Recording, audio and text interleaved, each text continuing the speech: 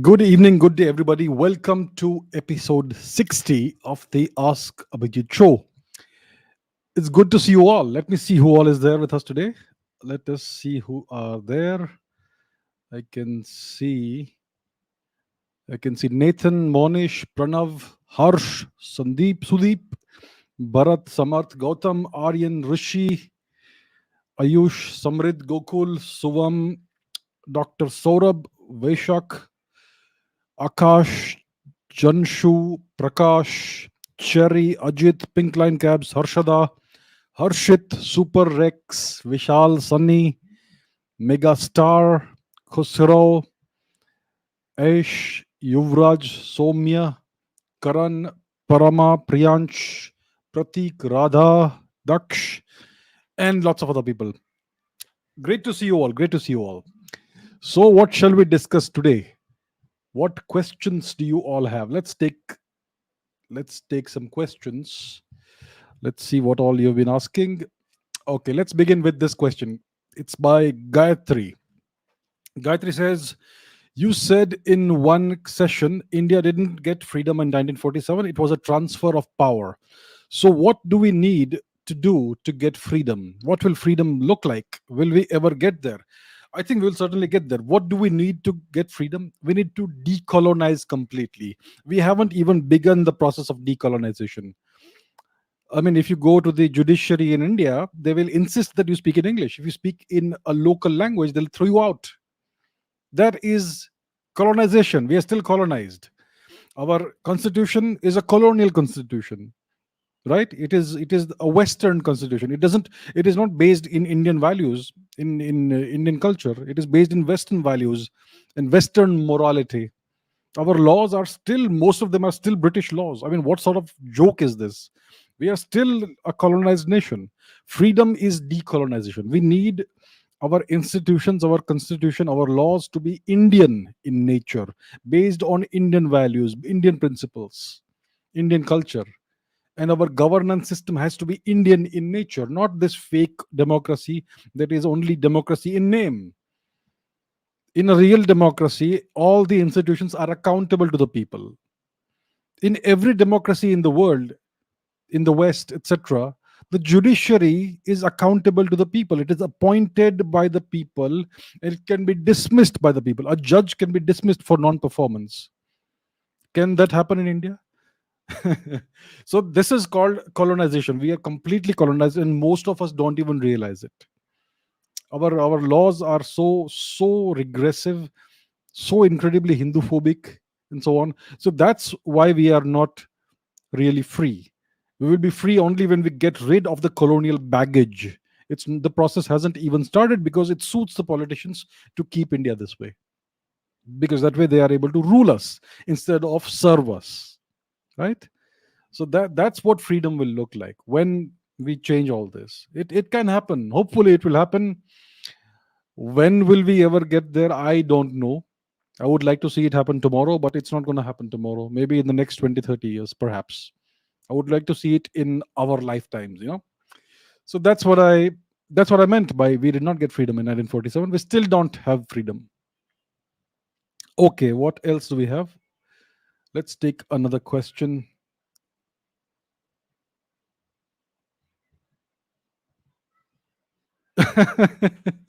From which university did you study? Does it matter from where I studied? Have I learned anything from any university? I went to school, college, university. Did I ever learn anything from there? I mean, whatever knowledge I have, which is why you come and see these sessions, do you think I acquired that knowledge in school, college, university? I acquired none of that in school, college, or university.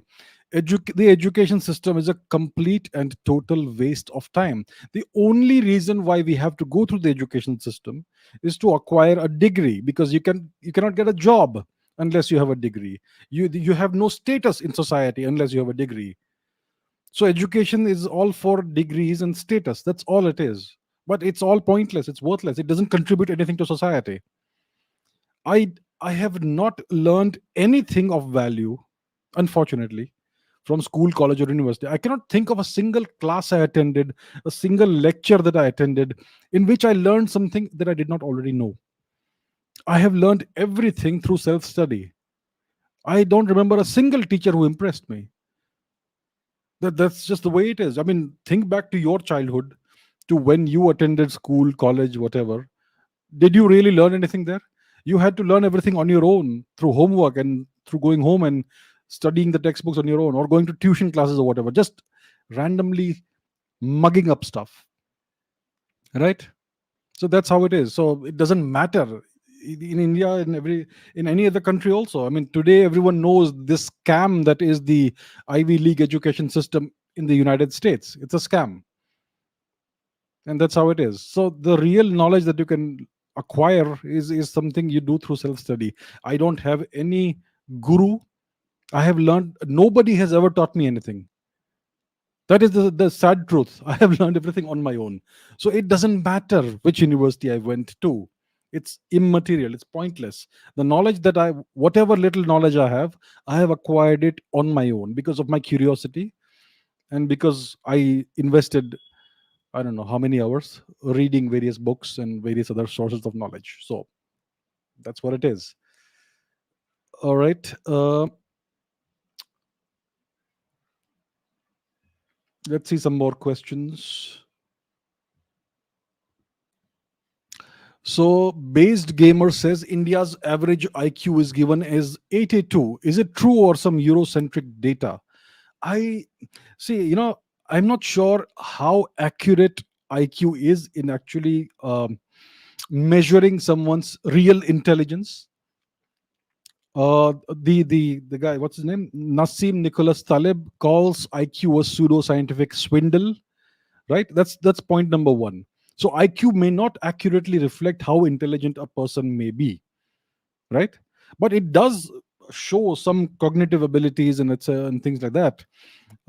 People who are great achievers typically tend to have higher IQs. So there could be some relation, but it may not be entirely accurate. Now, India's average IQ, who has decided that India's average IQ is 82? On the basis of how much data, and is that data actually representative of the nation as a whole? 1.3 billion people. I don't think India's average IQ would be 82. I think Indians are the most intelligent people in the world, more intelligent than the Chinese, more intelligent than the Jews, more intelligent than the Europeans, Americans. I think Indians are the most intelligent people in the world. So I if whoever is decided or calculated India's average IQ as 82, they need to have their own IQ examined again, I'd say, right? Armed Forces Lover says the role of China in the Manipur attack, and at the same time the presence of Chinese army in POK, any relation between them. See, the POK is in the northwest of India. Manipur is in the extreme east of India. So there is no relationship between the presence of the Chinese soldiers in POK and what happened in Manipur. That's thousands of kilometers apart. But I would say that the Chinese certainly have a role in whatever insurgency has occurred in the northern, in the eastern. We call it the northeast. It's actually the far east of India. So whatever has happened in the past, since the 1950s, 60s, etc., whatever insurgencies have erupted in the northeast, These movements emerged for a certain reason that had nothing to do with China, but the Chinese certainly took advantage of that and fanned the flames. They have supported various terrorist organizations in Manipur, in Nagaland. Nagaland, it's still very much active. There is a lot of separatist sentiment in Nagaland, which is mainly fanned by two forces. One is the Chinese, and the second is the West through the Catholic Church. So that is certainly there. Yes. Now, what is the role of China in the Manipur attack? I'm not sure which terrorist organization is responsible for this attack. Manipur has been a hotbed of insurgency and terrorism since the 1960s and 70s. It all started for a certain reason, and later these terrorist outfits just became essentially gangs of extortionists, and the politicians were at a certain point in time very deeply involved in that. So I'm not sure which terrorist organization has claimed responsibility, or if any of them has claimed responsibility. Manipur, actually, half of Manipur is more than half of Manipur. I think 80% of Manipur is currently the people. See, it's like this: Manipur is about 40-45% Hindu. The rest is all Christians, converted tribals. The Hindus are confined to just one place in Manipur, the Manipur Valley, the Imphal Valley. Let's take a look at the map. That will make things easier to understand. Okay, let me share my screen. Okay, let's go to maps. Maps. And let's go to Manipur. So we have Manipur here. So this is the state of Manipur. And now you have this. Okay, I'm not sure if you're able to see this. Let me stop it and let me share it again.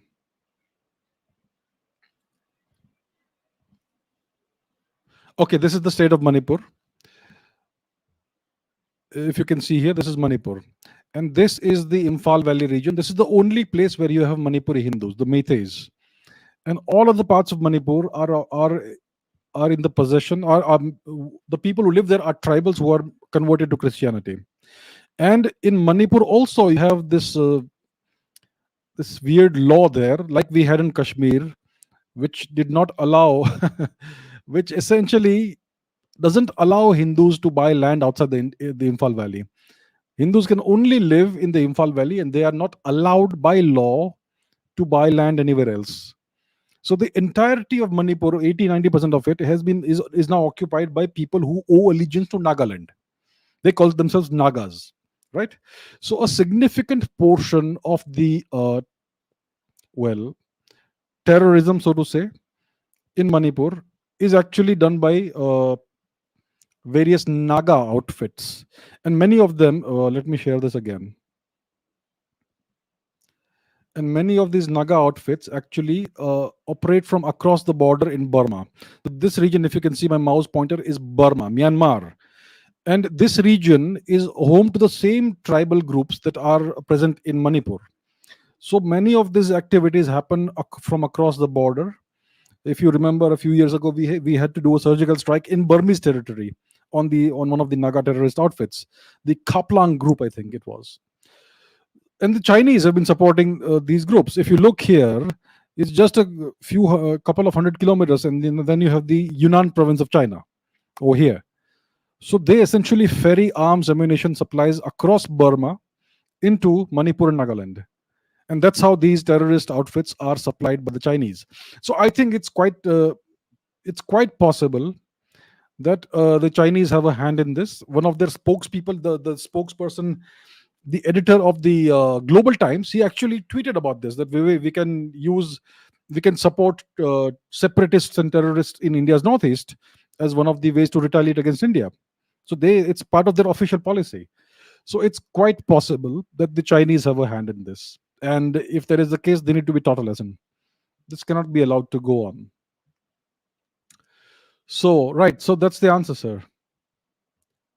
Okay, let's take some other question. This is by Lata Ramesh. Please give your opinion about Kangana's statement about independence given in 1947 is a bhiksha, or it's a donation. Do you agree with her, or do you condemn her statement? I do not condemn her statement. She is right. Like I said earlier, we did not get any real independence. It was given to us on the terms of the British. We did not get the kind of independence we wanted. We actually got dominion status in 1947. Then, according to historians, dominion status was revoked in 1950, and we became a full independent republic.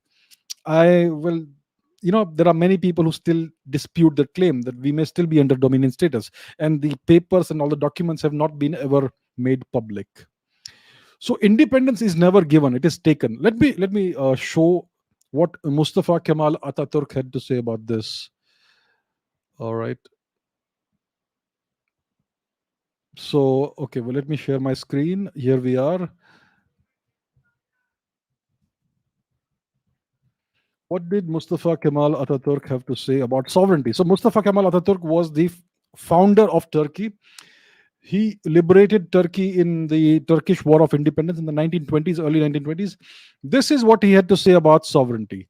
Sovereignty and the right to rule cannot be conferred on anyone, no matter who, as a result of an academic discussion. Sovereignty is acquired by force and power and violence. Sovereignty is not given, it is taken. And this guy fought. He fought for Turkey's independence. He made Turkey an independent nation on his own terms, not on the terms of the Western powers. The Western nations had divided Turkey into a number of pieces, and they supported the Ottoman Caliph Abdul Hamid II, I think his name was. And it was the kind of thing we have in India today. It was a rule based on Western values.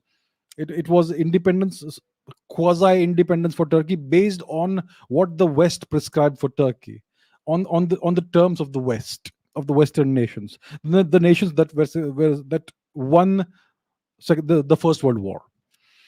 So it was a humiliation for Turkey, and that was not in accordance to what the Turkish people wanted.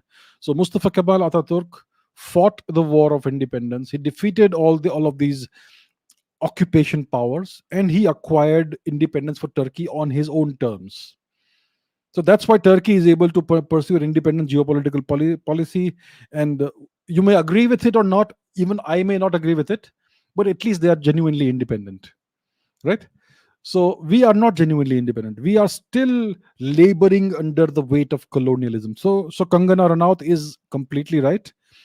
Independence, it was not independence. We are still colonized. If you're colonized, you're not independent.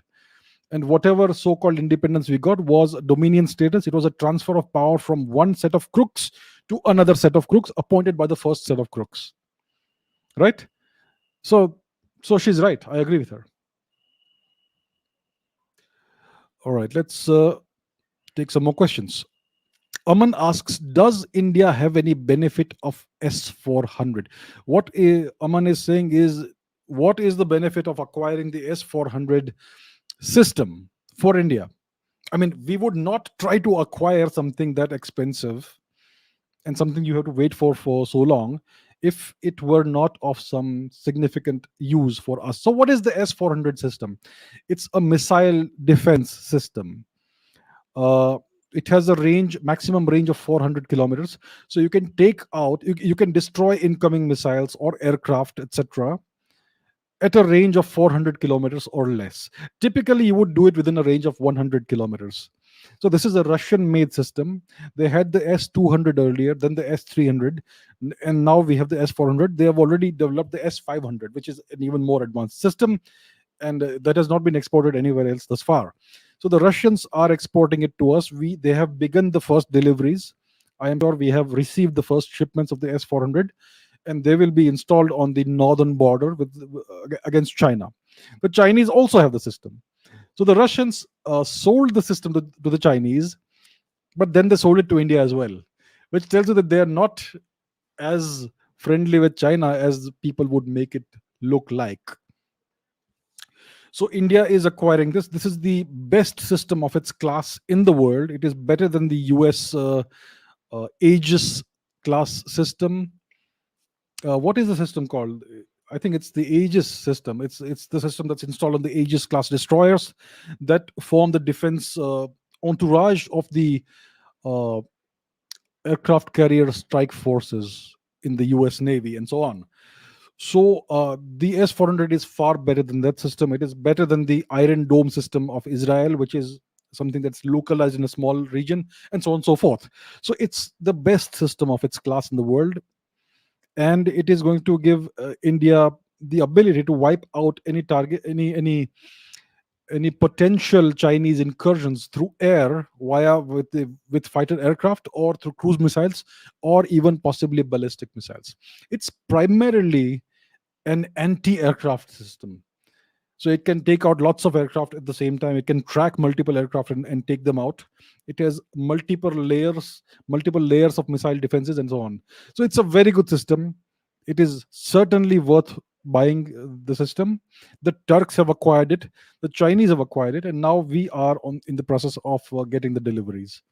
So it is really good. It's possibly a game changer for India, because you see, New Delhi is just a few hundred kilometers away from the Tibet border, and the Chinese would possibly want to do a decapitation strike if we go to war with them someday, if they initiate a war with us. So it's certainly good to have the system, and yeah, so it is certainly beneficial for India. This is by Anish Abraham, huge fan from Johannesburg. So nice to have have you here from Johannesburg. Nice to meet you. Please tell us more about the Tocharians. Are they the ancestors of the Tarium mummies, the Huns, etc.? Good question. So, who were the Tocharians? Okay, let me go back to the map. Map. Oh, yeah, I need to share the map. Just a minute. Let me share it.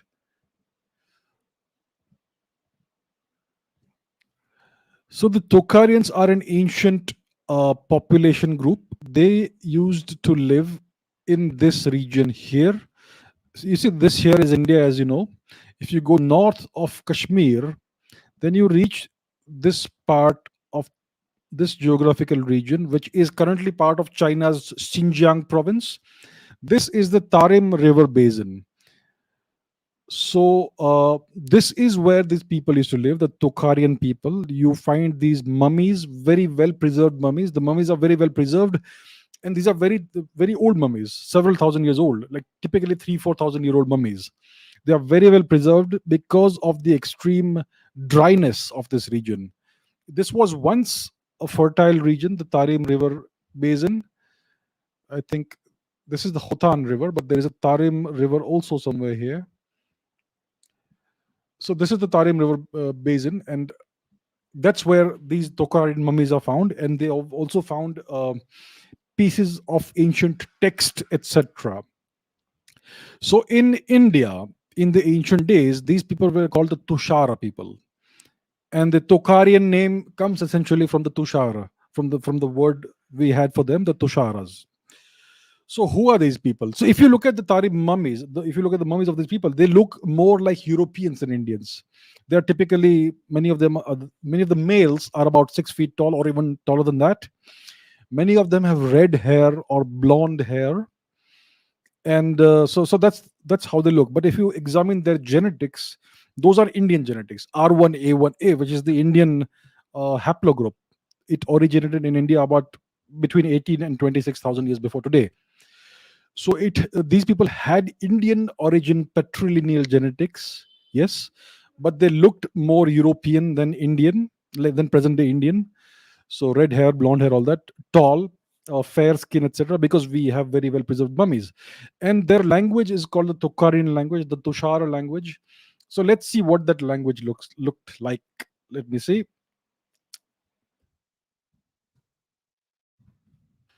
So let us look at what their language looked like. So this is it's an extinct language. It's about 4,000, 3,500, 4,000 years old. And this is the script, the independent vowels and all that. Now, if you look at the consonants of this language, it goes like this: ka, ka, ga, ga, na, cha, cha, ja, ja, na, ta, ta, da, da, na, ta, ta, da, da, na, pa, pa, ba, ba, ma. Yara Lava Shah, etc. This sounds exactly like Sanskrit or Hindi or any Indian language, right? So that is how the classification of the language was. Uh, Linguists classify the Tocharian language as part of the centum group of languages, of Indo-European languages. For instance, Persian, Sanskrit, Hindi, the Indian languages, etc. These are classified as Shatam languages, Shatam, and Greek and Latin, etc., are classified as centum languages. So linguists have classified the Tocharian language as a centum language, not as a Shatam language. And yet you can see the significant similarity between this language and the way Indian languages are classified and the consonants and all that. Even the script actually looks somewhat like many Indian scripts. So that's how it is. So this is one of the ethnic groups that is attested in ancient Indian texts like the Ramayana, the Mahabharata, etc.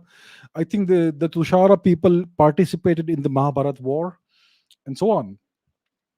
So it is quite likely that this is an ethnic group that at some point in the distant past traveled out of India. We know of many migrations that are attested in ancient Indian texts, migrations out of India, northwards out of India, westwards out of India. This is most likely one of those ancient groups that migrated out of India. Many other groups are known, the Yamnaya, the Scythians, etc., etc., etc. The entirety of Europe was populated by Indian origin people who migrated long ago out of India.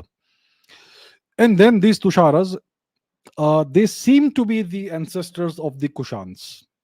So we know that the Kushans invaded and conquered parts of northern India about 2100 or so years ago, and they established a very powerful dynasty, a very, very great dynasty. Kanishka the Kushan was their greatest emperor, was our greatest emperor, one of our greatest emperors, and he was by no means a foreigner. He did more to promote and strengthen Indian culture than almost any other emperor that I can think of since his time. And as you can see, they had Indian genetics and they spoke an Indic kind of language. So yes, the Tocharians are essentially the Tarium mummies, and they are most likely the ancestors of the Kushans. I don't think they have anything to do with the Huns. The Huns are a different ethnic group. The old Huns were called the Xiongnu by the Chinese, and the the Kushans, what were they called by the Chinese? They were called the Yuechi or something. So it's a different ethnic group, right? So I don't think they are not related to the Huns, but they are certainly related to the Kushans. So that's what I can tell you in brief about the Tocharians and the Tarim mummies. A fascinating chapter of history and very good question.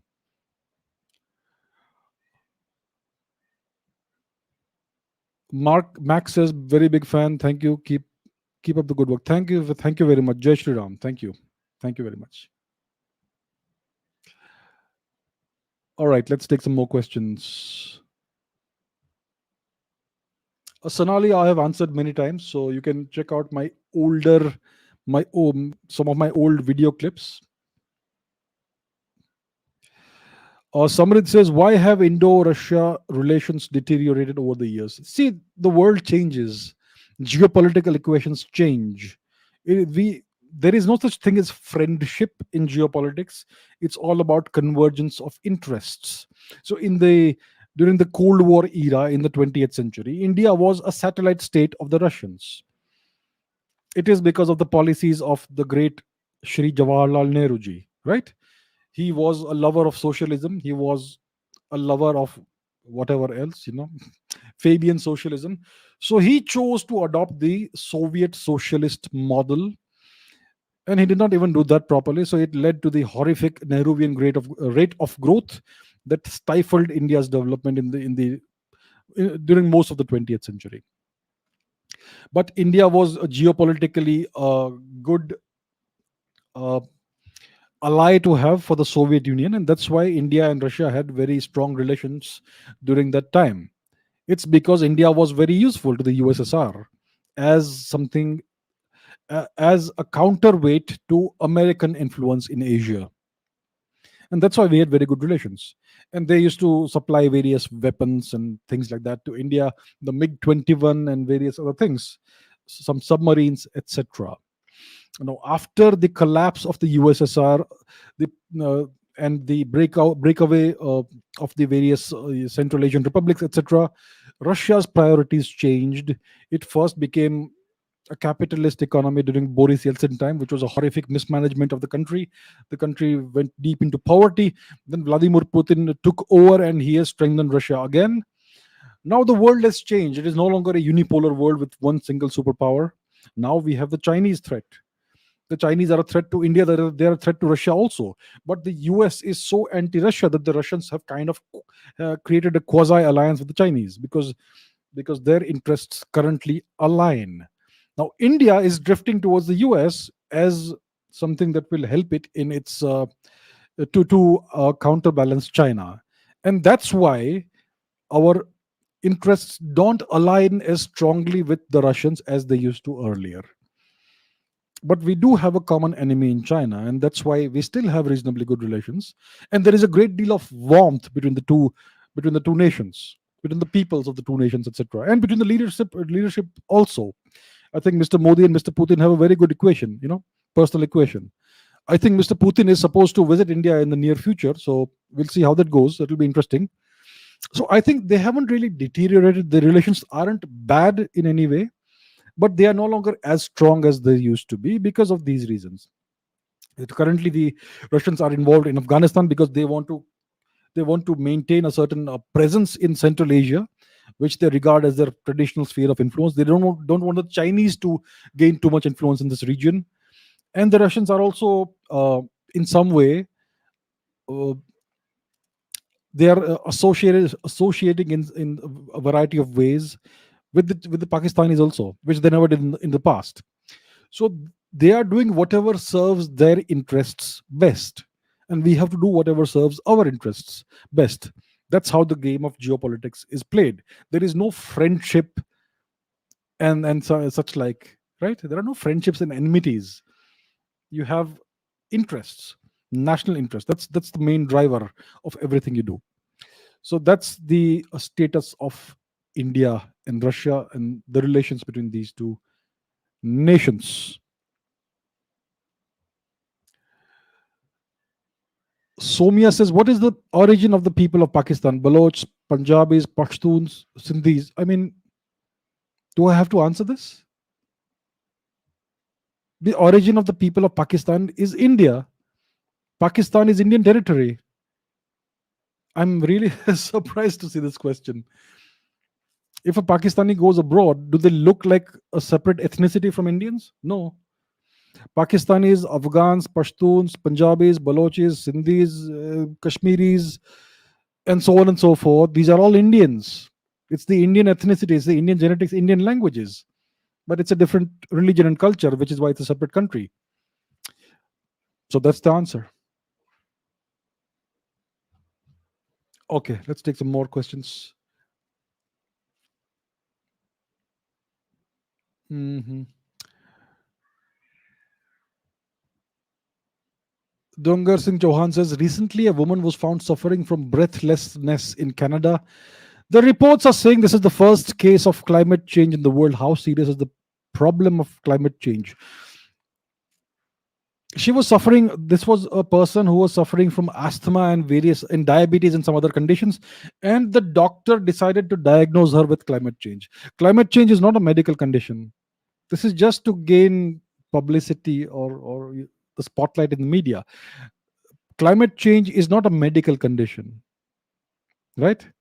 So it is just a publicity stunt that this doctor did. But how serious is the problem of climate change? It exists. It is there. You cannot deny the fact that climate change is a real thing. The Earth's climate has been changing ever since the Earth was formed. Climate change is a natural process, but in the last 300, 400 years, it certainly has a component which is because of human activity as well.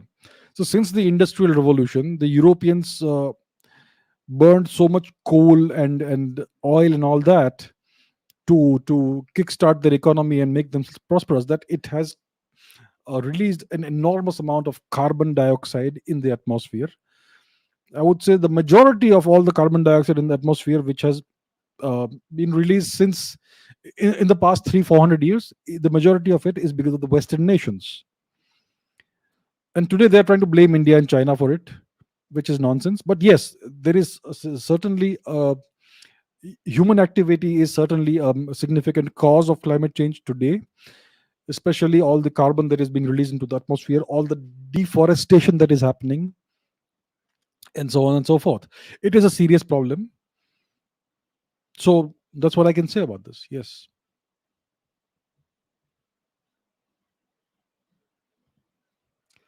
Tanuj says, what is the contribution of literature, particularly fiction, in the development of a society? Literature is part of culture, isn't it? Fiction is part of culture. There are various kinds of literature. There is literary fiction, there is pulp fiction, popular fiction, there is poetry, there's a lot.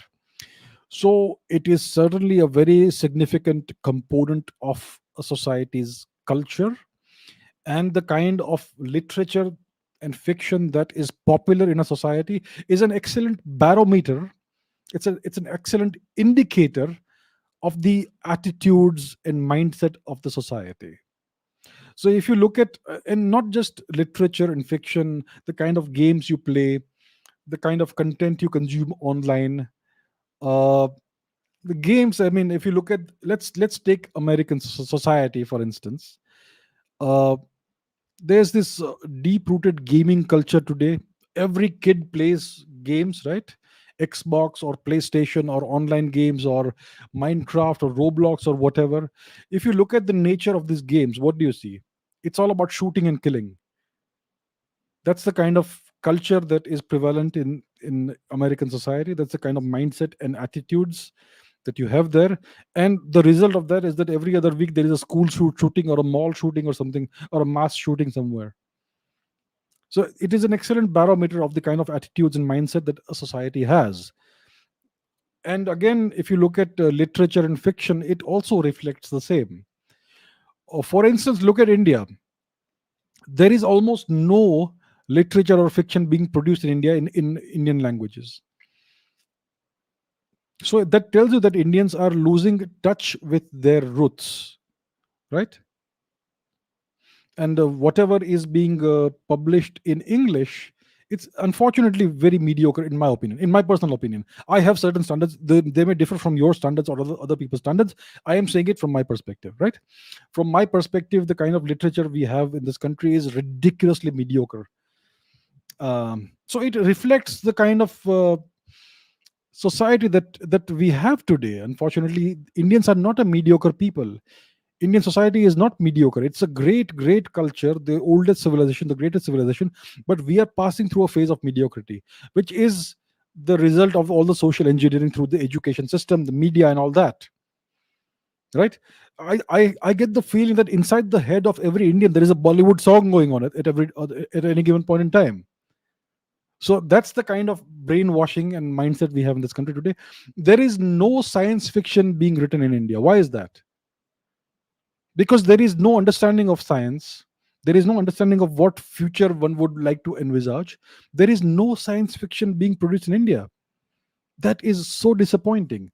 So yes, the literature and fiction is an excellent barometer of the state of society at any given point in time. Very interesting question, very good observation. Right. Okay, this is by Shyam. Do you think that India has plans to take back POK in the near future as the S-400 is deployed on the Pakistan border? I don't know where the S-400 has been deployed. I don't think it's a good idea for the government to announce that it's been deployed here or there. I would expect that it will be deployed on the Tibet border. Pakistan is not such a big threat. We can deal with Pakistan in other ways. It is mainly to counter the Chinese threat that we have purchased the S-400. That's my assessment, and I don't think the government has made any announcements of where the system is or will be deployed. So that's point number one. Now, does India have plans to get POK back? Of course, it does. We will get POK back. When it will happen, I am not privy to those plans, so I can't say. But I would say in the next 5 to 10 years, it will happen. Maximum 10 years. when the time is right, and we will make the conditions right before we go ahead with whatever needs to be done, right? So I think it will happen within the next 5 to 10 years. But as far as the S400 system goes, I personally believe it will be more useful on the Tibet border. All right.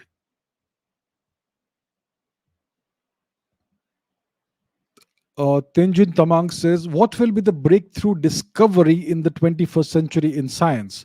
So, science has lots of different domains, different spheres. When it comes to technology, you have artificial intelligence, you have drone technology that has revolutionized everything. You may have flying cars and all, but that is not really something that will be accessible to everybody. It's going to be something like a luxury thing. But artificial intelligence, machine learning, these algorithms that permeate the entire human social sphere today, that is one of the big things that has changed the world in the last 10, 20 years. But what will be the breakthrough discovery? Let's say in physics, I would say I would like to um, we need to understand the force of gravity better. We don't understand gravity. We still are stuck in the early 20th century. The general theory of relativity was discovered and published in 1915. Ever since then, we have achieved no further understanding of the force of gravity. And that is what is impeding our understanding of the universe today, because we don't know what dark matter is, what dark energy is. We think black holes have singularities therein, but actually there is a mathematical blowing up of the Einstein field equations. So what I would like to see, hopefully, is the discovery or the understanding of the quantum nature of gravity. If we can achieve that breakthrough, it will completely transform and revolutionize our understanding of the universe and the laws that govern it. So that would be a breakthrough discovery in theoretical physics, in pure physics. In technological discoveries, these occur in an incremental fashion. For instance, artificial intelligence is not something that suddenly was thrown upon us. It's been under development since the 1960s, but only now, with the kind of computing power that we have we been able to implement it at the scale that we see it today. So in pure physics, I would like to see the discovery of the quantum nature of gravity. So that would be, for me personally, the breakthrough discovery in 21st century.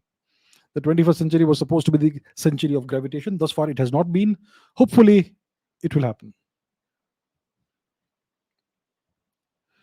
Deepan Bhattacharya says, why do most Indian parents discourage their child from doing research? It's because of the uh, climate of scarcity in India. You don't have enough jobs to for everybody, right? I mean, everybody wants a high-paying job. Everybody needs a high-paying job to live a decent middle-class lifestyle. Anything below middle class is poverty, right? Nobody wants their children to suffer in poverty, and that's why parents parents are afraid for the children's futures, right? That's why they want their children to do well in school and college and university, whatever, get the degree with high marks and high percentages and all that, and then get a nice safe job in some industry, in the government sector or private sector or whatever, and then have kids and all that. That is the safe approach. And because there are so few jobs, there are so few seats in college and university, there are so few jobs available, there is such a scarcity of jobs. That's why parents want children to focus only on academics, on mugging up everything, getting the highest marks, getting the degrees, so that they can get one of those few precious jobs. If children start doing research because they have the intelligence and the aptitude for that, where are the research jobs in this country? How many research institutions do we have, either in biology, in biochemistry, physics, science, astronomy, computing, technology? Do we have any research institutes? Do we have private companies that encourage research? For instance, in the US, lots of private companies do their research in house. So there is a great demand for talented researchers. in technology, in physics, in mathematics, in the finance sector, and so on. In India, there is no such thing because the government has not created the right kind of environment for entrepreneurship and startups. Today, things are changing. Okay, so let's not say nothing is happening, but we are not there yet. We have not yet reached the kind of we have not yet constructed or created the kind of environment you have, for instance, in Silicon Valley, where good ideas, great ideas get funding. You don't need to beg people for funding. You will get funds if you have a good idea, and your project will take off. So Indians, like I said, they are the people who are essentially the core of Silicon Valley. They are the ones driving all the research and all the progress and all the technology in the US. So it tells you how intelligent and how creative and how brilliant Indians are. And we have 1.3 billion Indians in India. So imagine if you unleash the true potential of Indians in India, what they will be able to achieve. So that's why we need to create this environment. And once that happens, once there will be opportunities for research, once there'll be a great demand for intelligent, talented, brilliant researchers, then Indian parents will realize that it is fine to do research. They will then encourage their children to do research because then the opportunities will be available. So it is something we have to understand.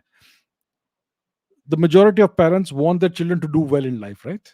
So that is why they discourage their children from doing research, because they see the world from a different perspective. They have experienced the world more in at greater depth than the children have, and so it unfortunately it does make sense, right? That's how it is.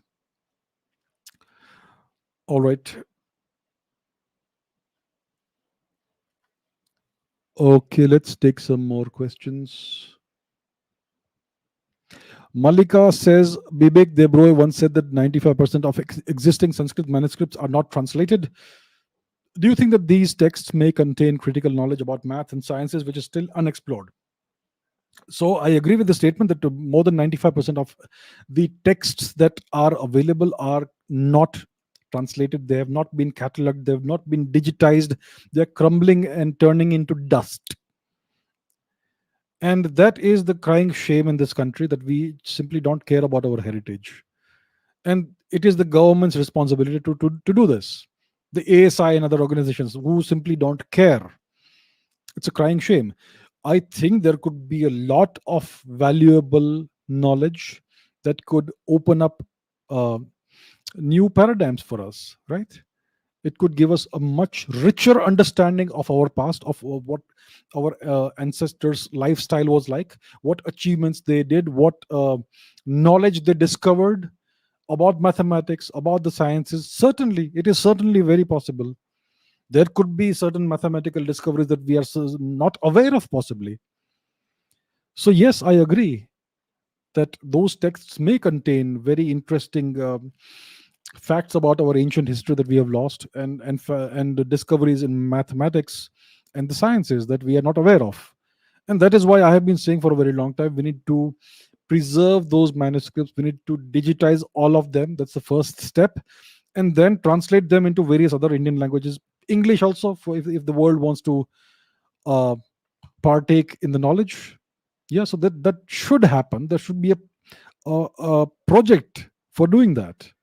And unfortunately, it's not happening right now. What is the Ministry of Culture doing? They have the funds. They have the funds. Every state government has the funds to do this, but they won't do it. I was once on a TV debate about some excavation or something in the state of Orissa, and there was a gentleman from the Orissa government on the TV discussion, and they were talking about the fact that the monsoon is coming. That's why we are gonna have to stop the archaeological work for a few months, and so on. So I asked the gentleman that you have the funds and everything. Why don't you create a world class museum, only one museum in Orissa, where you can keep all these priceless artifacts, so that the people of Orissa, Kalinga, can see what their heritage is like? And this gentleman was unable to answer me because he agreed we have the funds, but it looks like there is no political will.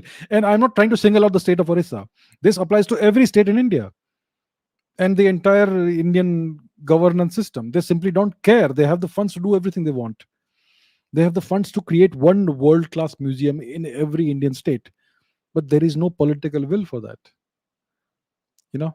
And we have the funds to digitize and preserve all the manuscripts easily, but there is no will to do that. It is not a priority, which is so disappointing.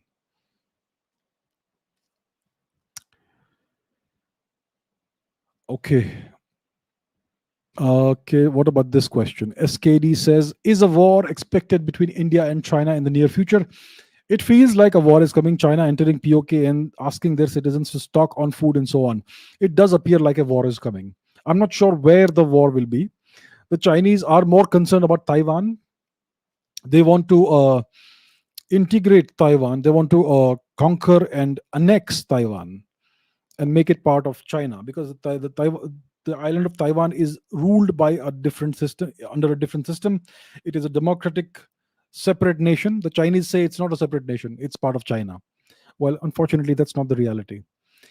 So they want to conquer China, but what about India and China? Because see, the Chinese have massed a significant number of troops on the Tibetan border with India, and India has responded in kind. India has also massed up forces and other things, infrastructure, equipment on the Tibet border to counter the Chinese buildup over there. So yeah, it is possible that you may have a Chinese misadventure. They may try to do another short, sharp war like in 1962. If they try it, they are welcome to try, but then they should be ready for what comes next. So it is possible that a war may be initiated by the Chinese with India in the near future. And it is also possible they may try to they may try to attempt an invasion of Taiwan if they are stupid enough to do that. Because typically the Chinese are very risk averse. They don't do something unless they feel that they are certain to win. But right now the Chinese economy is slowing down significantly. There are all these bankruptcies of big companies like Evergrande, etc. So it may push the Chinese leadership into a corner and make them desperate to grab whatever they can while they still have the chance before the economy goes down further. So yeah, that makes people desperate, and that's where you kind of try and stretch and grasp whatever you can. So that may cause China to indulge in a misadventure, maybe with India or maybe with Taiwan. We are, I think, quite prepared for it, and yeah, so it is a possibility. Let's see, maybe in the next few months, maybe in the next year or two, it may happen. I hope it doesn't happen, but if it happens, we will teach them a lesson. Shantu Nandi says, what is the contribution of Amartya Sen in India's economy? His contribution is zero.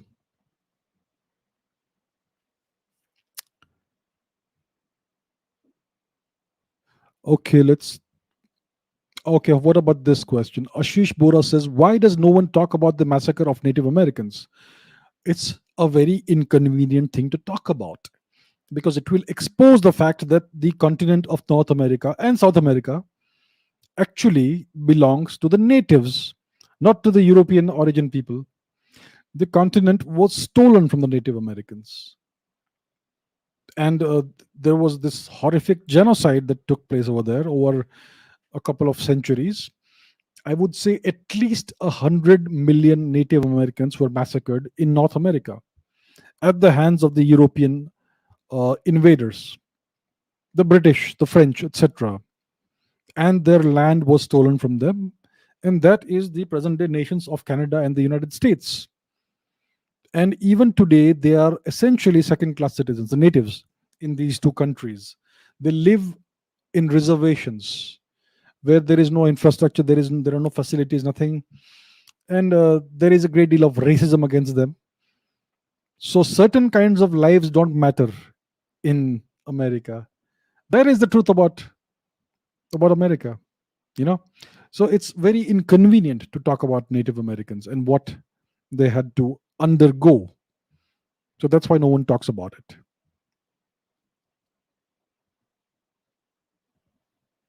Dev Sharma says, should we really support Taiwan? Because at the end of the day, they also claim Arunachal Pradesh and Tibet as well. So what would be the difference if Taiwan is in power? There would be no difference. The government of Taiwan also considers Tibet and Arunachal Pradesh to be part of China. So there is no real difference. You see? So we have to, Indians, they don't see the big picture, unfortunately, because we are not taught this. We don't have access to this information. And Indians are very, they feel that we should be big fans of Taiwan and big fans of various certain other countries.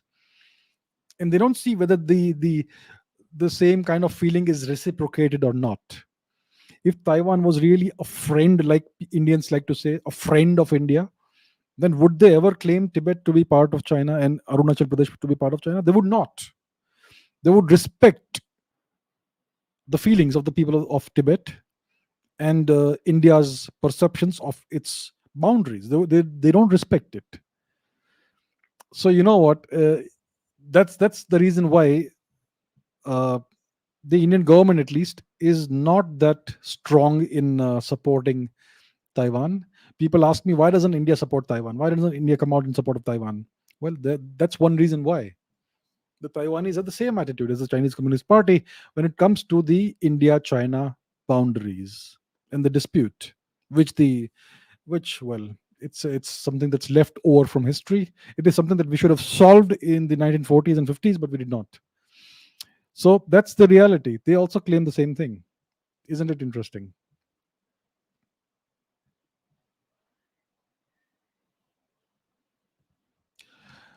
Mr. Wright Trooper says, why was the Indian subcontinent always invaded from the west but not the east? For instance, Bengal faced invasions from the west despite being situated on the very east of the region.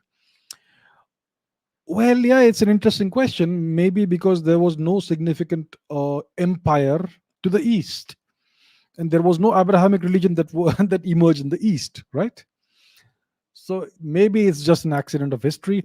We did have migrations into India from the east. For instance, the Thai people, they migrated into present day Assam. They are called the Ahom people, the ancestors of the Ahom people.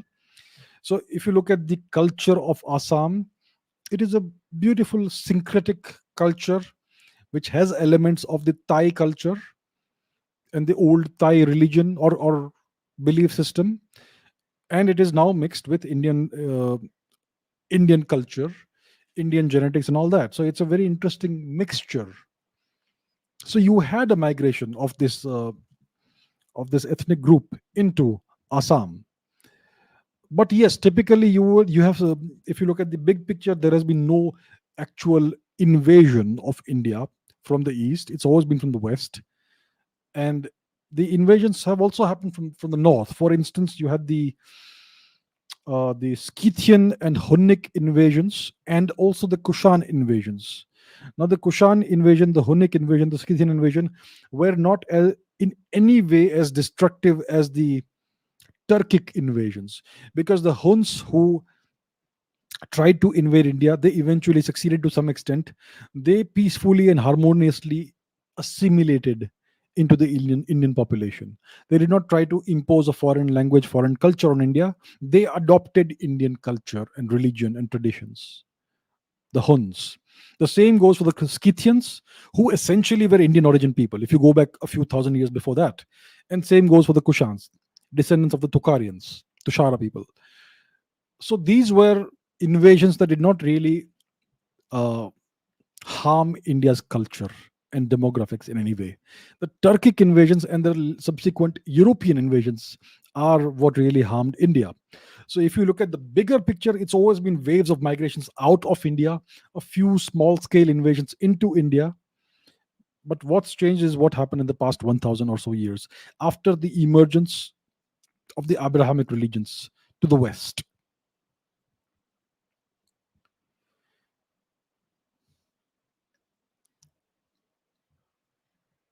Okay, let's take some more questions. My views on BB Lal receiving the Padma Bhushan.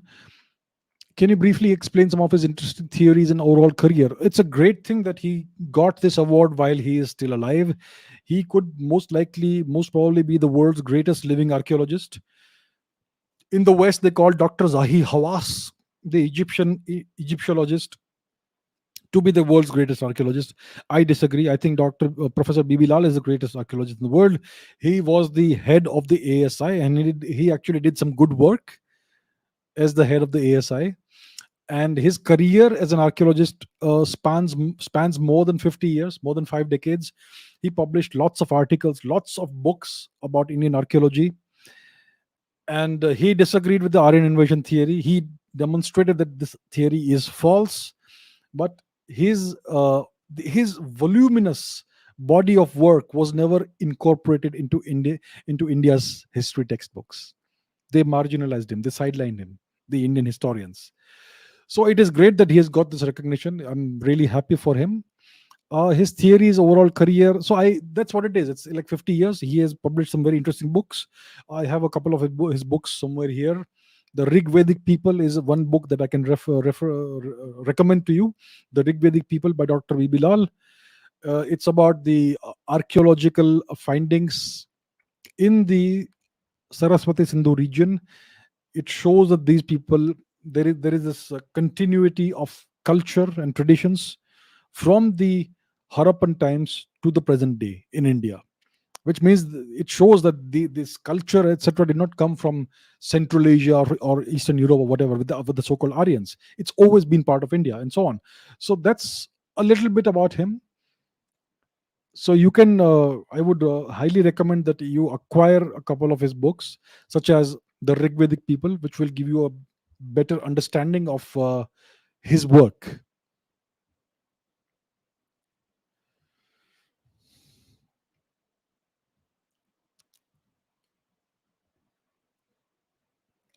Yeah, I think I answered this question. His contribution to India's economy is zero. Is he a communist? He's a Marxist. Yeah. Yes. The best book to learn Sanskrit is what Chinmay Solanki asks. There's a book in Hindi called Sanskrit Swayam Shikshak. Very good book. If you study that book, you'll be able to start speaking in Sanskrit within half an hour. And within 3 months, you will have a reasonable mastery, conversational mastery of the language. You won't become a real master of the language, but you will be able to actually have conversations and understand the language reasonably well. Just 3 months. So it's called Sanskrit Swayam Shikshak. It's a Hindi language book. It's not in English, but it's the best book I have ever found for learning Sanskrit.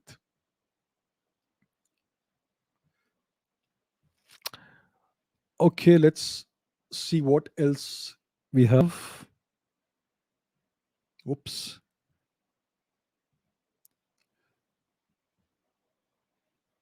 Hang in there. Okay, Sid says, I read an article in India Facts. It claims that the Narmada man existed in India 300,000, 3 lakh years ago, which was the Homo sapiens. This debunks the out of Africa theory. My views. I am aware of the Narmada man. Let's take a look at what Narmada man was and looked like.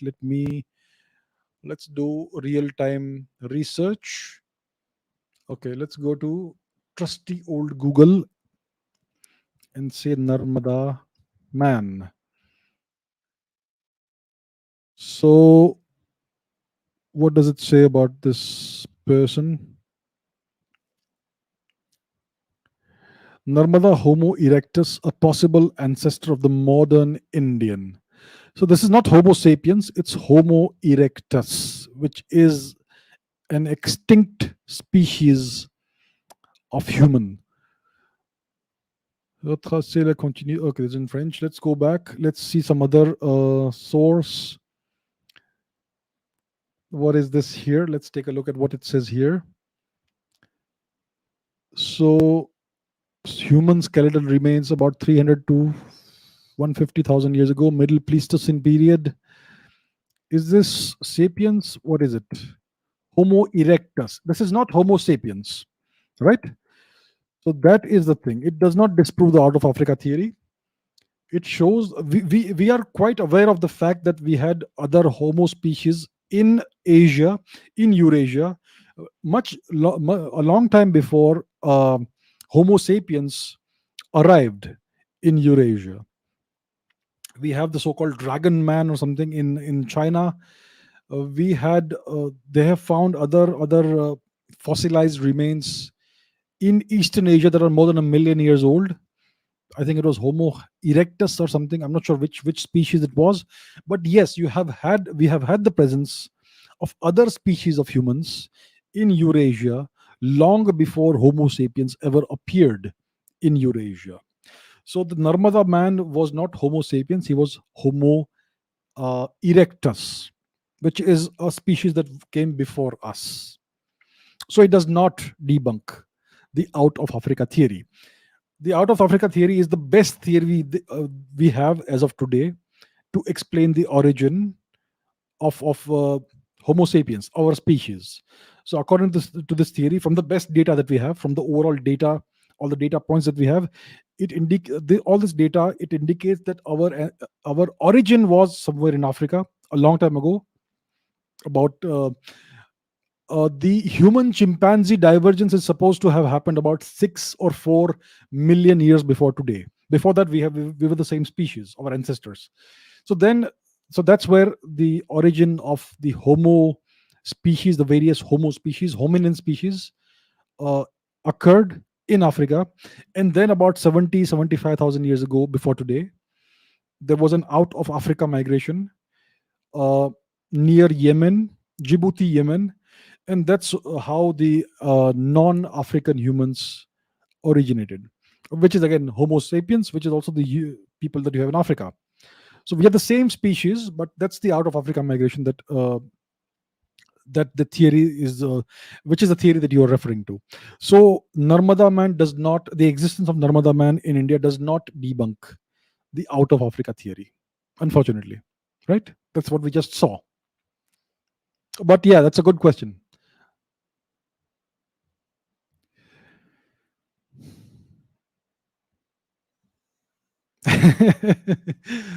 Aditya Trivedi says, if Gandhi is a thief, well, I'm not sure he's a thief, but yeah, okay, I know, I understand what your sentiment is. Then why did Sardar Patel support Nehru and Gandhi? And why did he leave the prime minister seat to Jawaharlal Nehru? Well, that's a very good question. Why did Mr. Patel do that? He could have been the prime minister of India. I mean, the Congress people voted for him. He got 14 votes, and Mr. Nehru got 0 votes or 1 vote, whatever. It was overwhelmingly in support, in favor of Mr. Patel to be the first Prime Minister of India. Then Mr. Gandhi asked Patel to step down and allow Mr. Nehru to become the Prime Minister, and Mr. Patel agreed. So Mr. Nehru was selected by Mr. Gandhi to be the Prime Minister of India. It was not a democratic election by any means whatsoever. So he became the Prime Minister of India undemocratically. And today they teach us democracy. They complain about not having enough democracy in India today. So why did Mr. Patel support Nehru and Gandhi? Well, I don't know why he did that. Why did he do that? Your allegiance is supposed to be to the nation and to the people, not to some individual, right? So I don't know why Mr. Patel did that. I would also like to remind all of you about the events of 1946, the great Indian Navy revolt, which threatened to wipe out Britain's existence in India. If that revolt had gone on for a week or two more, it would have spread to the Indian army, and then within 24 to 48 hours, there would be no Europeans left in India. And what happened was that this revolt of the Indian Navy was quelled by Mr. Patel, and he actually promised them, the guys who were leading the revolt, he promised them that if you lay down your arms and come back to the fold, then there will be no action taken against you. And because there was no political support, they laid down their arms and they were court-martialed and jailed. So this promise was a false promise. So that's Mr. Patel. So we have to understand that all of these leaders, there are multiple sides to their personality and to their history. I'm not saying he's good or bad or whatever. I'm not passing any judgment. I'm simply pointing to the facts, to the historical facts. So Mr. Patel agreed to step down, agreed to step aside in favor of Mr. Nehru. And we know the consequences of that decision. It hurt India immensely. So why did Mr. Patel do that? Why did Mr. Patel do something that hurt India in such a terrible manner? And why did he not support the Indian naval revolt? Because if he had supported the Indian Navy revolt, there would have been no partition of India, right? So yeah, it's history is interesting, very interesting. So I don't know why he did that. Only he can answer.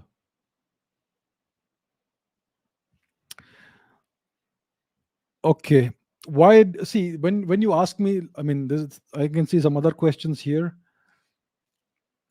I don't know why he did that. I can't read people's minds, and I have not studied Mr. Ambedkar in any detail, so I don't know. So there are certain people whom I have not studied. I have certain interests, and I study historical figures and personalities that align with my interests. I have certain criteria for people whom I consider to be great. I don't consider a historical figure to be great because everybody else calls him great. I have criteria of my own. And if somebody meets those criteria, then I will study that person in detail. Other people I simply am not interested in. And that's why I have not studied many historical personalities, many important historical personalities. I have not studied them in detail. And one of them is Mr. Ambedkar. I'm sure he was a very significant person. He is given the credit of framing India's constitution. Okay, great, all right.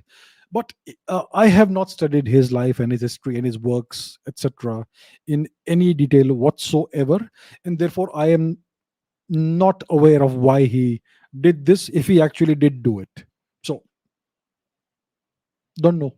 Sorry.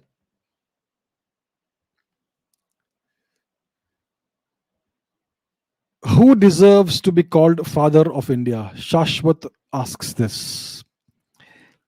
Well, India was not born in 1947. So nobody from that time period deserves to be called the father or the mother or whatever of India. India is named Bharat. So it's named after King Bharat. So maybe he is one of the people who can be called the founder or the father of India. I can think of some great historical personalities like Lord Ram, Lord Krishna, etc., who could come close to actually deserving such a title. But these little Lilliputian personalities like Mohandas Gandhi, etc., don't deserve to be called the father of India. You see, that is my personal opinion. I know lots of people will hate me for saying this. So be it. So I don't have any person in mind who I would say deserves to be called the one person who is the father of India. India is a very old civilization, more than 10,000 years old at the minimum. So we don't even know who the real founders are. We don't know. Most likely the foundation of our ethnicity, our civilization happened some 60, 70,000 years ago, or maybe 50, 60,000 years ago, after the out of Africa migration. We are the oldest population group in the world because we have the highest genetic diversity in our population outside of Africa, which tells you that we are the oldest population and ethnic group in the world. So, when it comes to Indian culture, Indian civilization, there have been many people who contributed. Many of those names are lost in time. So I don't think any person could be called the father of India. If one person has to be given this title, it could be King Bharat, it could be King Rama, Lord Krishna, perhaps. These people, their work actually has had that impact. So you essentially asking me who is the greatest Indian, right? That's what you're actually asking. Who can be considered to be the greatest Indian? So what is the criterion for greatness? That's what I would ask you again. Do you have a set of criteria for a person to be considered great? I mean, is somebody to be considered great because all the historians call him or her great? If the Romila Thapars and Irfan Habibs call somebody great, does that mean that that person is great? Or do we need to have a set of criteria? I would say that a person should be called great if they have impacted lots of people in a positive way. The larger your impact, the greater you are. The more lives you touch and transform, the greater you are. And that transformation has to be positive, not negative. Mao Zedong killed 100 million Chinese. So he impacted at least 100 million Chinese lives, but the impact was horrible. So I don't call him great. Joseph Stalin killed 30, 40 million or more Russians. So he had a huge impact, but there was a very negative impact. Lord Krishna impacted an entire civilization. He touched the lives of millions of people. Right? He changed the destiny of the subcontinent of Indian civilization. He ensured the defeat of the Adharmic Kauravas. And he ensured that the incompetent Pandavas were sent into exile into the Himalayas. Now, again, I'll get hatred for saying this. Did somebody like Yudhishthir deserve to be the king of India? A person who could not control his gambling impulses, who gambled away his wife and his brothers? Did a person like that deserve to be the king of India? No. He was incompetent. He could not control his base impulses.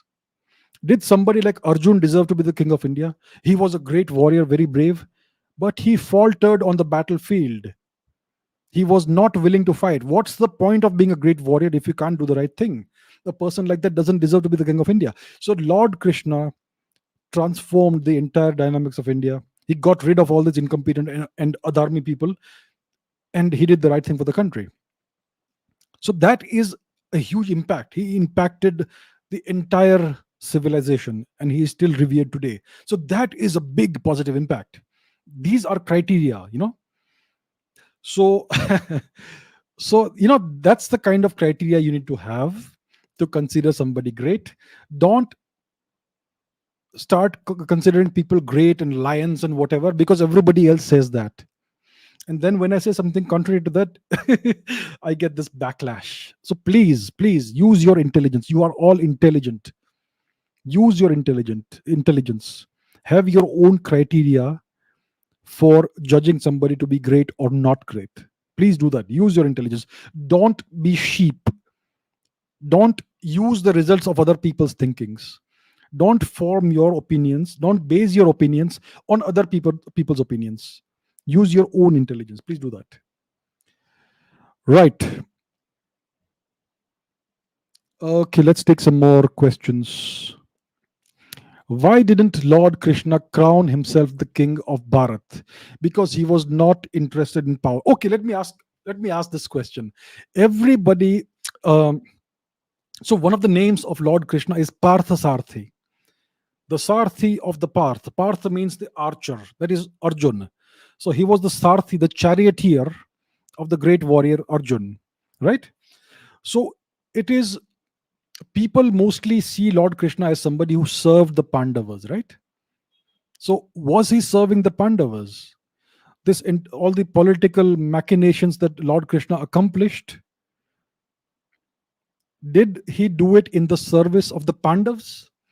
Many people tell me that he backstabbed the Pandavas by sending them into exile and getting rid of them because he had his own ulterior motives and all. The question is very simple. Whom did Lord Krishna serve? Did he serve the Kauravas? We know he did not. But did he serve the Pandavas? Did he participate in the Mahabharata war on behalf of the Pandavas? Or did he have some other motives? The answer is very simple. He served the civilization. He served Bharat. He served Dharma. He got rid of the Adharmi Kauravas. And then after the war was finished, he sent the incompetent Pandavas into exile. And then he crowned somebody else as the king of Bharat because he was not interested in power. He was interested in getting rid of all these people who would have taken India to its doom. And then whom did he crown as king? I don't remember. Some young guy. I think a descendant of the Pandavas, I think. So one of the people of that lineage, but somebody new and somebody fresh. Somebody who could be guided in the right direction. So he was not interested in power. He was interested in serving the people, the culture, the civilization of India. And he was interested in serving Dharma. He was a servant of Dharma and the people and the civilization. That is why he did not crown himself king of Bharat. He was not doing all this for personal glory and personal ambition. That's the reason why. That's why he is considered to be so great. That's why Indians today worship him as an incarnation of Lord Vishnu, the same as Lord Ram. Please understand this. These are lessons in leadership, true leadership.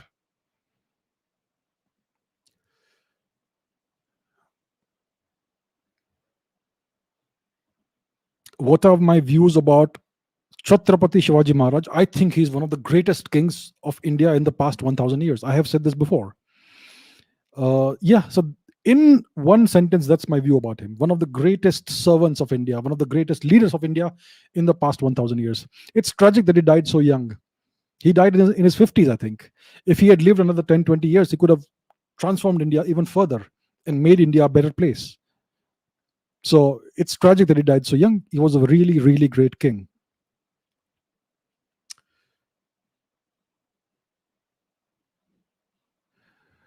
Okay, let's take some more question. How are Brahmins responsible for conversion of Hindus? I have no idea how Brahmins are responsible for any conversion of anybody. There is this great, I'm not sure, Sukhdev, if you have this, but overall we have this atmosphere today in India, which is driven by the education system, by the leftists, by the Marxists, of anti-Brahmin sentiment. They now term Hinduism as Brahminism, which means that the deeper thing is that Hinduism is an evil, regressive, backward religion. And because they call it Brahminism, they are trying to now put all the blame on the Brahmins. So they are trying to further divide society. And I don't know where all these stories come from. Brahmins are responsible for this or that or whatever. So it's just unfortunate. It makes me sad to see this, you know. So I don't know in how Brahmins are responsible for any sort of conversion in any way whatsoever. I just don't know how it is so. That is not consistent with the facts. Was Nalanda University the best university of its time? I think it was one of the great universities. I think there were many great universities at the time in ancient India. So I would not say it was the best university, but it was the one that is the most in the spotlight for what Bakhtiyar Khilji did there. In one day, he beheaded more than 5,000 professors, teachers, students, more than 5,000, I'm sure, in one day. And then he burned the library, which burned for several months. So, yeah, it was one of the greatest universities for sure in India. But we had many other great universities. Sharda Peeth in northern India, present day Pakistan occupied Kashmir.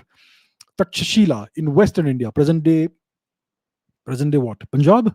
Pakistani Punjab, I think, or Pakistani Sindh, one of these two regions. Takshashila, Vikramshila in where was it? Was it in Bengal? Present day Bangladesh? Odantapuri, Tilhara. I can't remember all of them right now, but we had lots and lots of great universities on par with Nalanda, if not even greater. The oldest that we know of is Takshashila, which is at least 2,500 years old. At least. It's probably much, much older than that.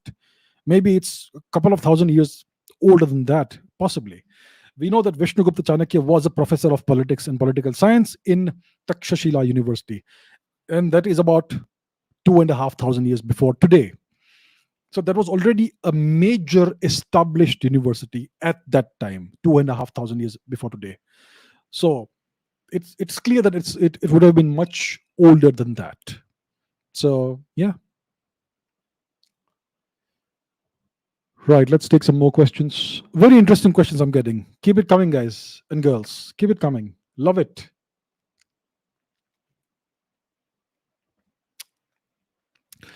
Okay, Kunal asks, why doesn't India care about Northeast India development and its culture and heritage? See, I'll tell you what. Yeah, it is true that the Northeast of India, which is actually the far east of India, it is totally marginalized and neglected. Almost nobody is aware of it.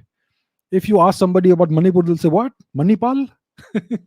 Right? No one knows about this because we are not taught this in the education system. I don't know what is being taught in the education system today, but when I was a kid, there was nothing at all about the Northeast of India. No reference to the Northeast of India.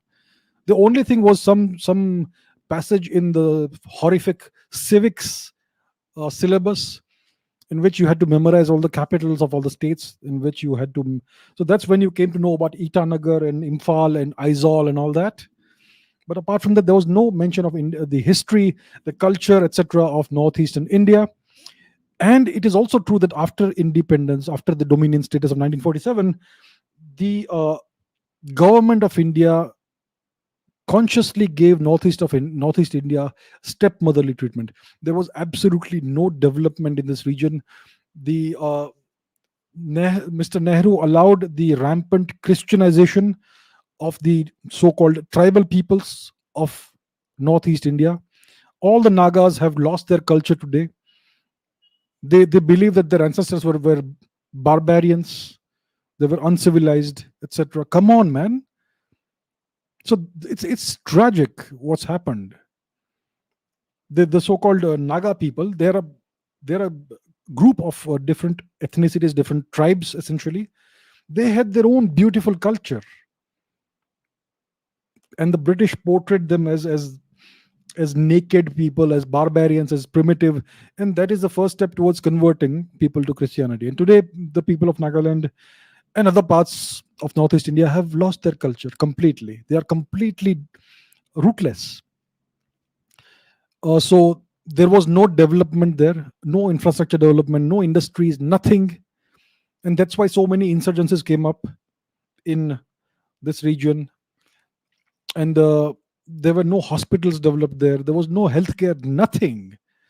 So these are the policies of the Nehruvian regime and subsequent Congress party regimes.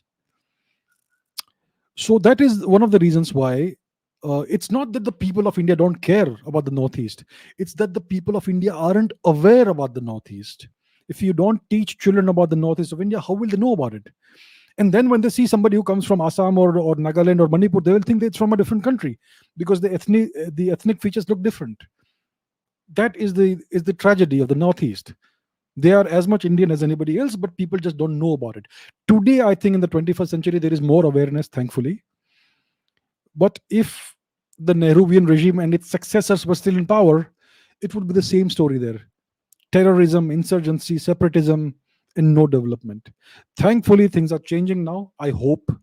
There are still major problems in the Northeast, but at least it is going in the right direction. So I would not say that the people of India don't care about the Northeast and its culture and heritage. It is the government of India which has always consistently given the Northeast of India stepmotherly treatment.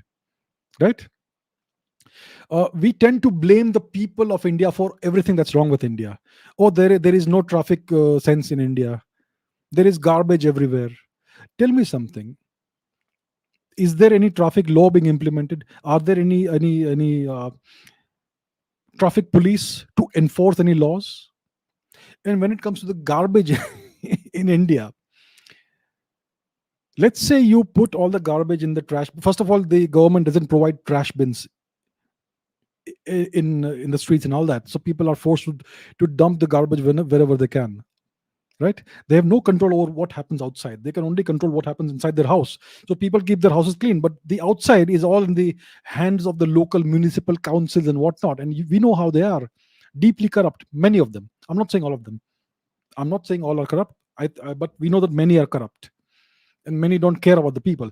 So that's why you have all these problems. Garbage. Now they sometimes will tell you to segregate garbage into wet and non-wet or what dry, etc. And they'll say that we'll recycle it.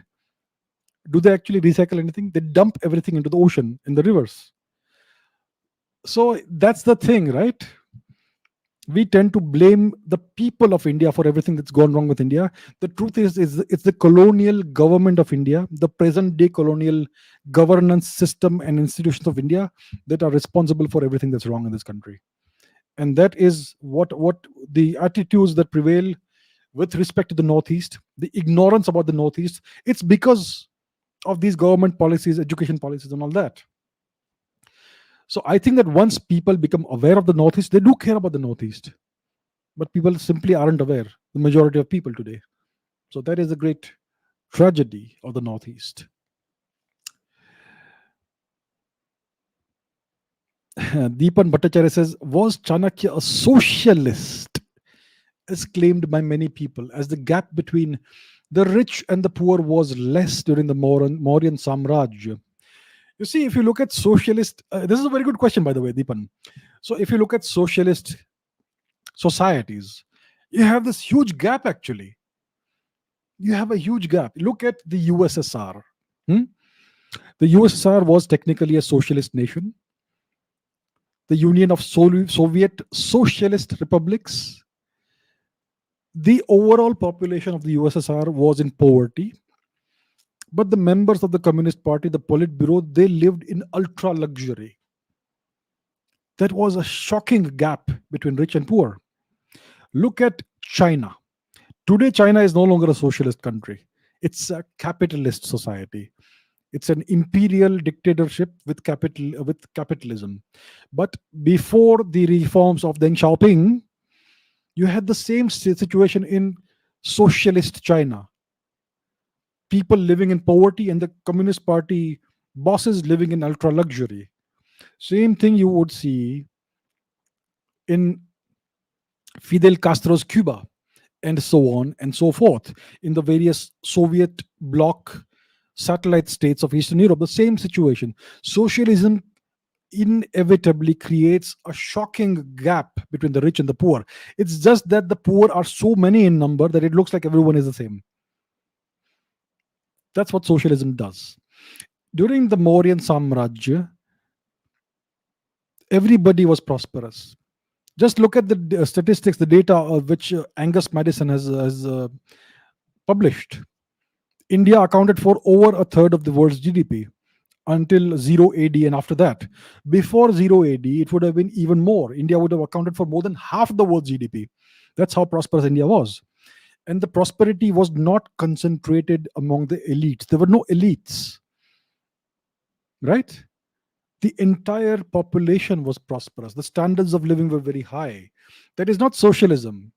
That is the Indian economic system, the dharmic economic system, which did not depend on the plunder and the ravaging of the environment and its resources. It was sustainable development and growth. So there is no socialism in there. You can read Vishnugupta Chanakya's economic policies in detail in the Arthashastra. There was no socialism there. It's a totally different paradigm that was in place at the time. So that is my answer, sir. It's a very interesting question. Very good perspective to bring into this matter.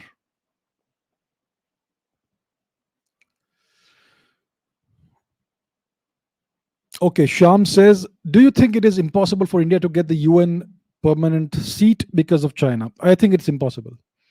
The Chinese will never allow India to become a part of the Security Council, a permanent member of the Security Council, because it will put India on the same status, on the same level as China. So India was supposed to be the original member, one of the founding members of the UN Security Council, one of the 5 permanent members with veto powers and all that. This was offered to India repeatedly. Repeatedly. It was offered in 1950, in 53, and in 55. First, it was offered by the Americans to Mr. Nehru.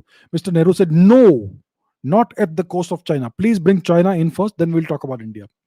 In 1953, again, the Americans offered India. They offered Mr. Nehru a permanent seat on the UN Security Council. It is written in Shashi Tharoor's book. Shashi Tharoor is a great devotee of Mr. Nehru, isn't he? Mr. Shashi Tharoor, the great eminent Mr. Shashi Tharoor. He has written it in his published book, The Invention of India, or whatever the hell the name of the book is. So 1953, Mr. Nehru was again offered this. He again rejected it. In 1955, the US and USSR got together and again offered the same thing to India. And Mr. Nehru again rejected it. He said, not at the cost of China. Put China first. And after that, the Chinese became one of the 5 founding members, permanent members, not founding members, but permanent members of the UN Security Council. And India was never considered again. And they are now able to use that power they have to hurt India in many, many, many ways. Thanks to Shri Jawaharlal Nehru.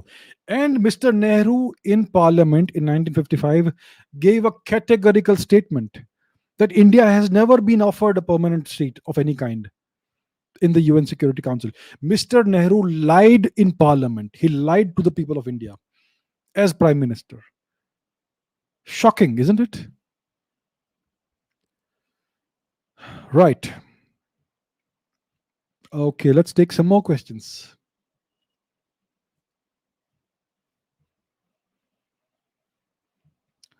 Let's take some more questions. Lots of questions. Something interesting that I've not answered before.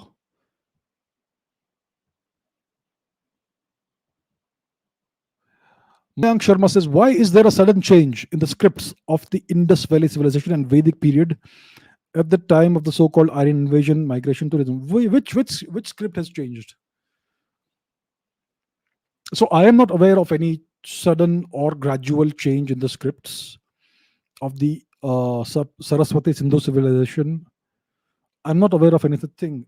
We know that during this phase, the Saraswati Sindhu phase of Indian civilization, you have all these tablets, etc., steatite tablets, clay tablets, on which you have these symbols that look like a script, and that is still undeciphered. So the Saraswati Sindhu script is not deciphered. Yes, we know that it's there.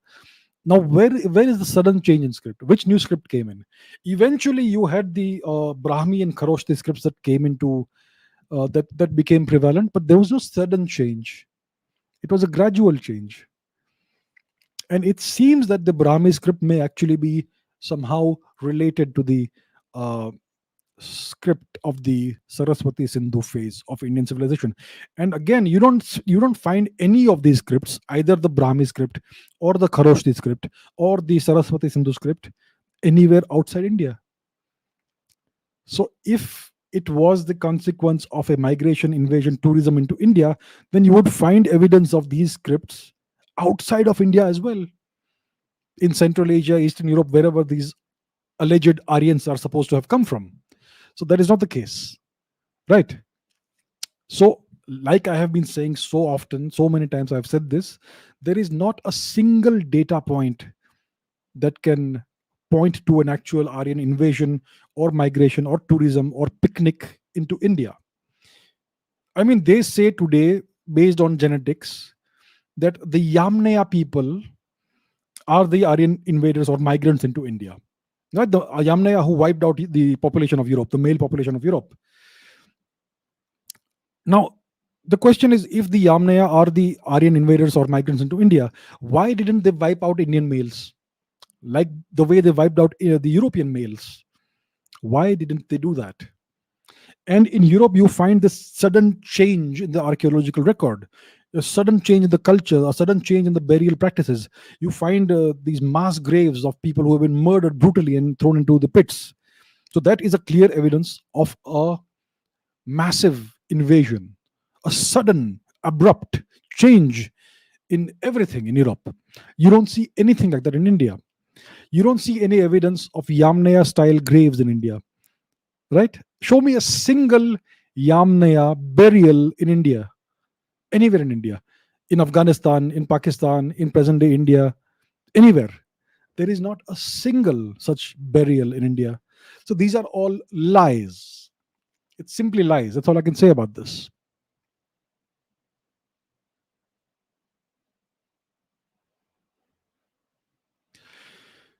Okay. Digvijay Thakur says, was Mohandas Gandhi a true believer in the Gita? If yes, why did he always stop Indians to do the real karma, which is to fight the Brits for freedom? So here's a very little known fact about Mohandas Gandhi. Mohandas Gandhi was not a Hindu. He was brought up in a sect called the Pranami sect. His mother, Putli Ben or Putli Bai or whatever her name was a member of an obscure minority sect called the Pranami sect. So, if you research the Pranami sect online, you will find what their practices and beliefs were. In this sect, they held the Torah, the Bible, the Old and New Testament, and the Bhagavad Gita as sacred texts. And all of these texts were treated as sacred texts, and they were studied by the members of the Pranami sect. So understand this. The Bhagavad Gita is a dharmic text. The Torah, the Bible, the New and Old Testament, and the Quran are non-dharmic texts. Essentially, you could say these are adharmic texts. And these Pranami people, they hold these non-dharmic texts to be sacred, which tells you that this is not a dharmic sect, right?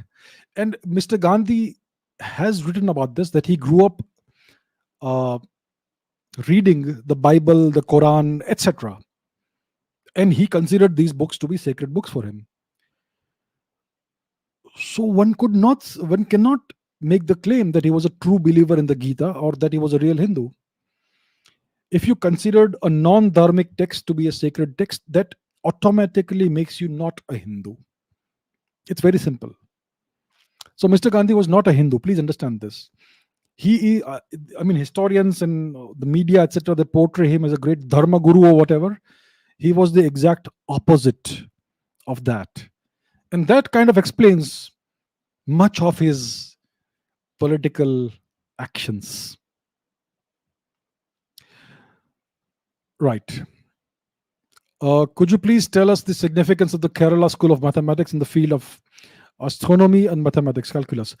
So, the Kerala School of Mathematics was a wonderful group of mathematicians. It was a very good mathematical tradition that spanned several centuries. It was wiped out by Tipu Sultan, the tyrant, the butcher of Mysore. So, they had amazing mathematicians like Neelakantha, I think one of them, and Jeshtadeva, one of them, one of their names was. And they essentially discovered calculus at least 2 centuries before Newton is supposed to have discovered calculus. So they discovered calculus, infinite series, and much more. And it was Jesuit priests who came to India who stole this knowledge, transmitted it to the West, and that's how it was independently discovered by Newton and Leibniz in the same year. Imagine something as momentous a discovery as calculus being as accidentally discovered by two Europeans, one in Europe, one in Britain, one in England, and one in Germany, in the same year. How is it even possible? Can that be a coincidence? No, it's not a coincidence. It means both of these guys got their hands on a translation, and they both claim to have discovered it independently. And then there was a big dispute between the two of them as to who was the first. Neither was the first. It was Indians who discovered calculus, the Kerala School of Mathematics.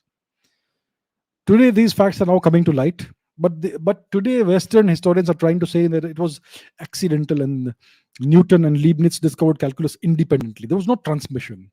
It was something that was discovered independently, which is a lie. It was all stolen by Jesuit priests and transmitted to Europe after being translated.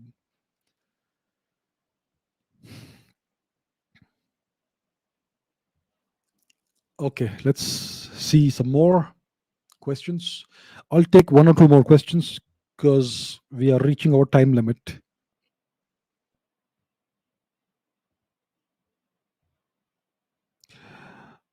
Okay, let's see. Richik says, why is there such a dearth of public works such as aqueducts, etc., in Indian history after the Harappan phase? See, India is a river valley civilization.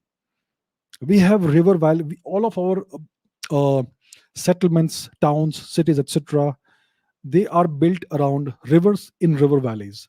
This Sindhu, Indus Valley, the Saraswati Valley, the seven great rivers in the Punjab region, Sapta Sindhu region, those river valleys, the Narmada Valley, the Tapti Valley, the Ganga Valley, the Godavari Valley, and so many more. India is a river valley civilization. And when you have such incredible gifts of nature, so many great rivers, then you don't need to build aqueducts. An aqueduct is a work of engineering that transports water over long distances. That's what the Roman engineers built, because the places they ruled, like Judea, etc., Central Europe, and so on, there was a dearth of water there. In India, we did not have that. We had rivers everywhere, so many rivers, so many natural resources, and that's why we did not need to build aqueducts. But we did build great highways, the so-called Great Trunk Road, Grand Trunk Road, whatever, which is alleged to have been built by Sher Shah Suri. That road was in existence during the Mauryan times, right? It was a very well maintained road, a very well maintained highway.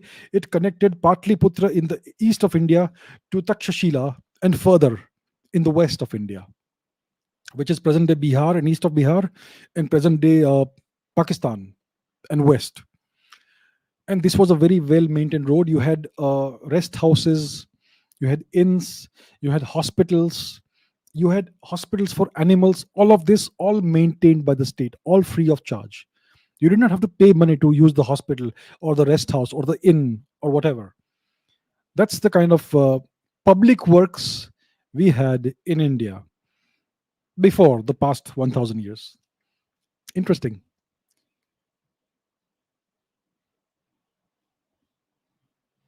Okay, others says Wikipedia says Mahatma Gandhi's mother was a pious Pranami Hindu. Pranami Hindu is an oxymoron. It doesn't go together. Pranamis are not Hindus. If you worship non-dharmic texts, if you consider non-dharmic texts as sacred texts, you are not a Hindu.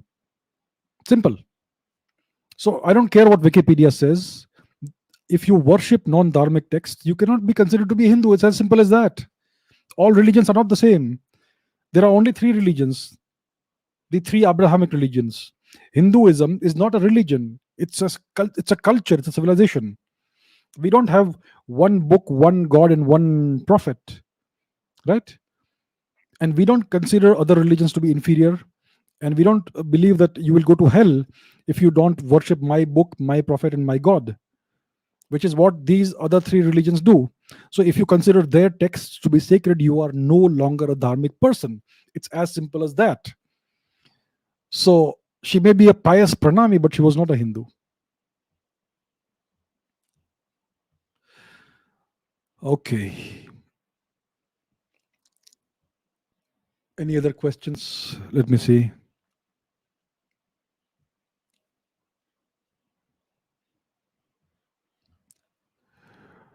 Okay, let me see one more.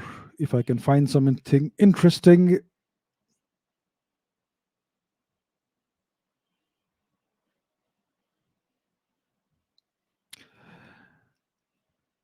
Where can I read the Vedas and Puranas? I am not sure. I think you may find some copies online if you look.